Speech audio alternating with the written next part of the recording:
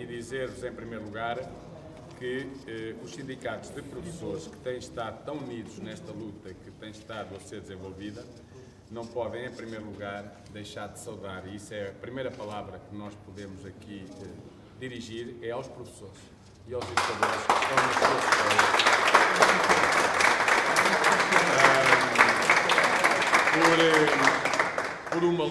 por uma luta importantíssima, diria das mais importantes, não a mais importante e mais forte dos últimos anos, e que, na verdade, é aos professores, com esta luta, que tem uma greve às avaliações que está na terceira semana. Teve uma manifestação enorme no dia 15 e uma grande greve no dia 17, em que mais de 90% das pessoas não fizeram greve, não deram aulas, aderiram à greve, e mais cerca de 20 mil alunos não puderam fazer exame, por teimosia do Ministério da Educação, é preciso sempre ir repetindo isso, dizer que se concluiu agora o processo negocial. Este processo negocial conclui-se sem que haja acordo ou entendimento com o Ministério da Educação.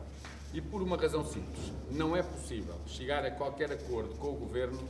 quando se prevê a aprovação de um aumento do horário de trabalho para 40 horas e se prevê a aplicação da mobilidade especial. E, portanto, relativamente a estas duas matérias muito em concreto, nós iremos continuar toda a ação que temos vindo a desenvolver, quer junto à Assembleia da República, uma vez que até dia 4 de julho está em audição pública as propostas de lei, quer junto dos tribunais, onde também nós iremos pedir a verificação da constitucionalidade da aplicação destas regras, quer quinta-feira, dia 27, numa greve geral, em que os professores vão participar contra as políticas gerais deste Governo, contra a mobilidade especial, contra o horário das 40 horas e, portanto, dizer que com isto não era possível haver acordo. Seja como for,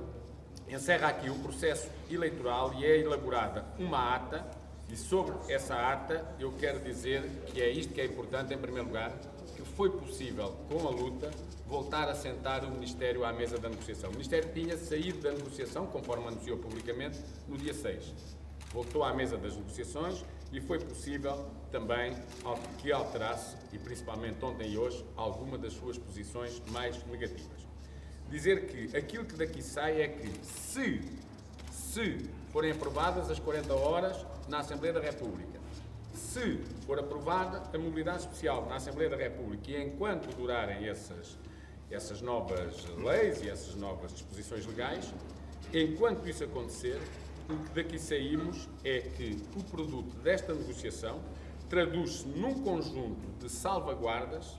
que atenua o impacto negativo destas medidas na vida dos professores e na vida das escolas. Sobre mobilidade interna, os professores serão sujeitos exatamente às regras que são os outros professores, ou seja, os 60 km. Posso dizer que em algumas situações há até uma redução da área geográfica que os professores hoje estão sujeitos, nomeadamente em concelhos maiores, e contados a partir da sua residência.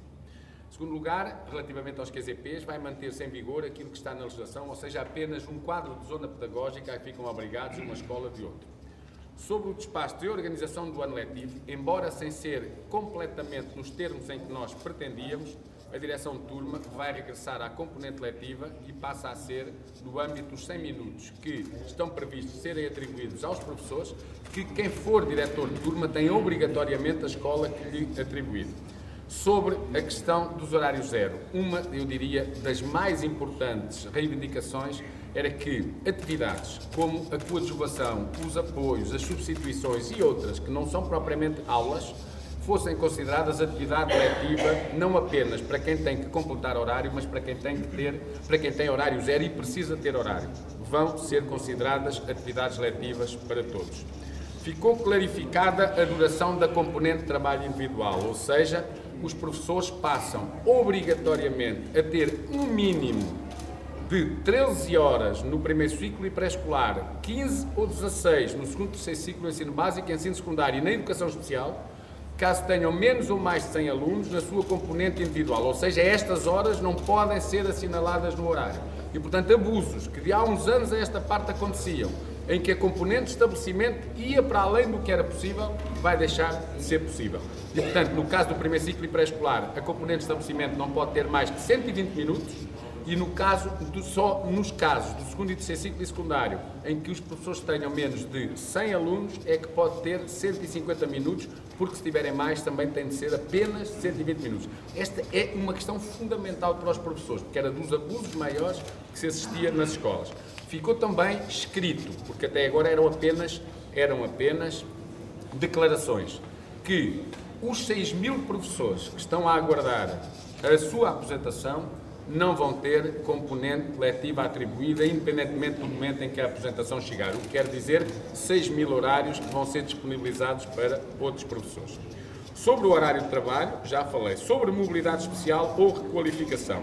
Caso venha a ser aprovada na Assembleia da República esta lei, tudo faremos para que não seja, mas se for, ela entrará em vigor já no dia 1 de agosto de 2013, o que quer dizer que em condições normais, no dia 1 de setembro de 2013, os professores estariam na mobilidade especial. Fica aqui garantido, aliás, como já se vinha falando, mas não estava escrito, que no caso dos professores, antes de 2015, não haverá qualquer aplicação. Mas mais importante que isso é que até lá poderão desaparecer todos os horários zero das escolas, por via daquilo que eu disse. A atribuição das horas dos que se aposentaram, a atribuição de atividades que não são aulas aos professores com horário zero e que passam a ser componente letiva, e também outras soluções que vão ser encontradas, ainda que algumas delas fora do Ministério da Educação, mas que para que haja um acompanhamento pleno da situação, é criada uma comissão de acompanhamento que integra os sindicatos, que irão, portanto, fazer a avaliação desse processo para ver se interessa, se não interessa, se é necessário ou não é. E os sindicatos param dizer as que avaliações ou não? As reivindicações não estão conseguidas em pleno e, portanto, nós iremos manter uma ação forte, atenta, de luta contra estas medidas. Mas reconhecemos que houve avanços significativos nas posições dos governos, para as quais, e repito, foi determinante a posição dos professores e a sua luta. Dizer que é neste contexto em que nós reafirmamos, é preciso continuar a combater um governo que está a destruir este país e, sobretudo, e nós vamos ter dentro de dias o anúncio, a destruir aquilo que são as funções sociais do Estado Democrático. Temos que continuar a combater uma equipa do Ministério da Educação e um Ministério da Educação que está claramente num processo de desmantelamento da escola pública. Mas, como nós afirmamos no final, na nossa declaração final, na ata que irá ser agora aprovada, o resultado final do presente processo negocial, traduzido nesta ata, independentemente da oposição que a FENPROF continuará a fazer em relação à intenção de aumentar o horário de trabalho e de aplicar um sistema de requalificação mobilidade especial, permite, neste momento, o restabelecimento do normal funcionamento das escolas. Portanto, isto significa que, neste momento, podemos afirmar que os professores merecem a nossa maior saudação. Para nós, dirigentes sindicais, é uma honra enorme podermos representar os professores portugueses. Para nós, dirigentes sindicais, foi importantíssimo estarmos ali dentro com a força que nos chegava das escolas, da greve dos professores. A partir deste momento, podemos dizer que dentro daquilo que poderão ser, no contexto que estamos a viver, condições de funcionamento normal das escolas, dentro do que é possível ser o funcionamento em condições de normalidade, que a partir de hoje as escolas voltarão a funcionar dentro dessa normalidade com uma certeza, que quinta-feira não há aulas, não há exames, porque estamos em greve geral e que a partir de agora poderão as escolas regressar à normalidade. Amanhã poderão não se realizar reuniões por uma razão simples, porque há dois exames e a maior parte das pessoas, portanto, em princípio, o regresso às avaliações dar-se-á apenas no dia 28, mas dizer, portanto, que neste caso muito concreto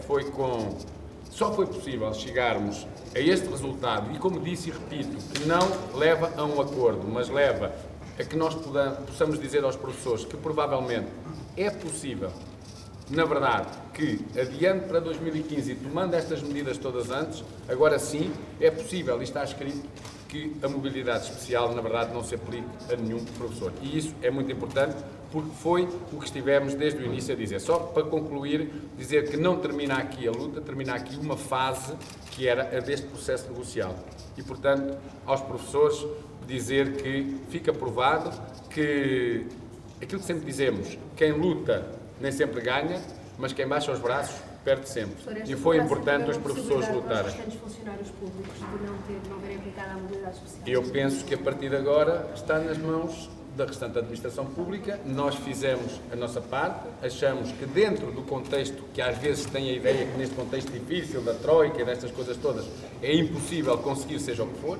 viu-se que é possível, mas também se viu outra coisa, só é possível com uma luta muito forte. E, portanto, a partir de agora, nós estamos aqui para o que der e vier e acho que o nosso exemplo, se servir para os outros setores, deve ser também ele seguido. Muito bem.